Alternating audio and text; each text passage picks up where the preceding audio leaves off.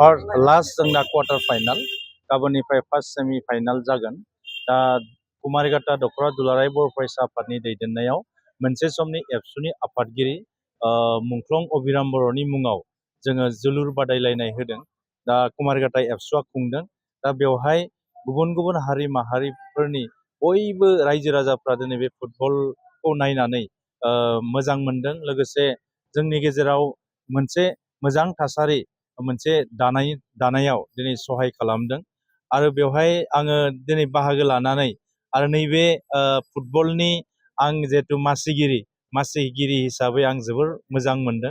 रायजोफोरनि जे बेवहाय बाहागो लानाय बेयो मोनसे जोंखौ गोहो आरो साहस होदों आरो जोंखौ थुलुंगाखां होदों जे जोङो नैबे फुटबलनि गेजेरजों जोंनि लाइमोनफोरखौ बिटिआरनि लाइमोनफोरखौ जाहाथे जोङो फुटबलल' नङा गुबुन गुबुन गेलेनाय हाबाफारियावबो जाहाथे बाहागो लालांनो हायो, बेनि मोनसे थुलुंगानि गेजेरजों नैबे फुटबल बादायलायनायखौ होदों।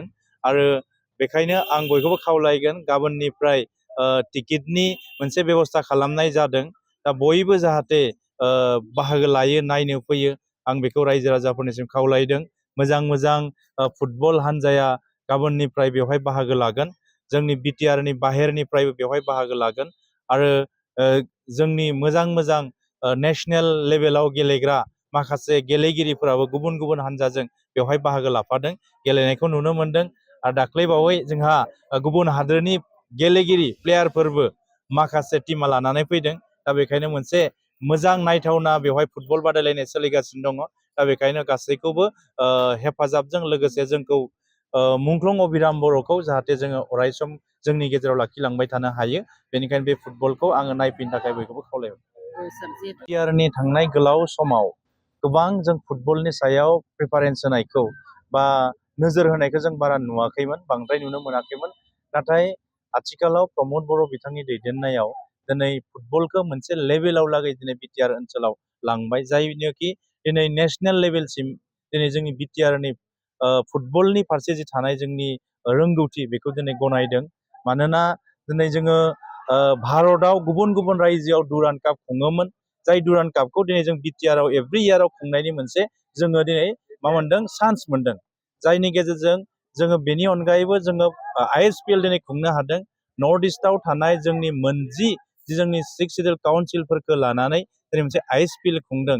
जाय आइएसपिएल खुंनायनि गेजेरजों जों दिनै बड'लेण्ड एफसि मुंनि मोनसे दिनै फुटबल हान्जाजों दानानै जों दिनै नेसनेल लेभेलाव दिनै जोंनि बर'फ्रानो होन बा बिटिआरआव थानाय जोंनि लाइमोनफ्रा दिनै गावनि रोंगौथिखौ फुटबलनि गेजेरजों दिन्थिनो हादों।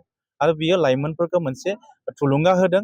आरो बेनिखायनो फुटबला दिनै सरकारनि फारसेबो जोबोर मोनसे अनसायनाय आरो रायजो राजाजों लोगोसे जोंनि लाइमोनफ्रा दिनै फुटबलनि फारसे गोसो बोनायखौ जों नुनो मोनदों। फुटबलखौ जोङो जौगाहोनांगौ, बेनिखायनो जोङो इयुथफोरखौ लानानै जोंहा स्पर्ट्स डिपार्टमेन्ट दङ। स्पर्ट्स डिपार्टमेन्टनिफ्राय जोङो मोजां क्लाबफोरखौ दिनैहाय जोङो माखासे स्पर्ट्स मेटेरियेल जों राननायनि गेजेरजों माखासे कचिं होनायनि बाथ्रा जों दिनै सिन्था खालामदों। आरो जों फुटबल एकाडेमि जोंनि बिटिआरनि गेजेराव जोङो नैबे फुटबल एकाडेमि जोङो लुनायनि थाखाय खालामनायनि थाखाय जोंहा माखासे थिरांथा आरो प्रसेसखिनिया जागासिनो दङ। बे फुटबल एकाडेमिनि गेजेरजों जोंनि उन्दैनिफ्रायनो जों जाहाथे फुटबलखौ मोनसे प्रफेसनेलि गेम हिसाबै जोंनि लाइमोनफ्रा गेलेलांनो हायो, बेनि थाखाय बिटिआर सरकारनिफ्राय बेबस्था लागासिनो।